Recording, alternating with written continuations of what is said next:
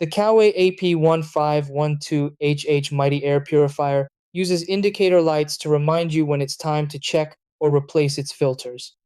One of these alerts is the odor filter light, which signals that the activated carbon filter may need cleaning or replacement. This filter is responsible for removing odors, smoke, and airborne chemicals from the air. After servicing or replacing the filter, you'll need to reset the indicator so the purifier can begin tracking the next filter cycle correctly. Try these. Step 1.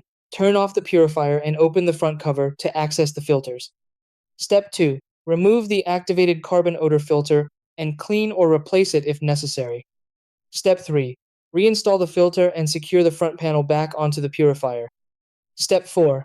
Turn the purifier back on and locate the filter reset button on the control panel.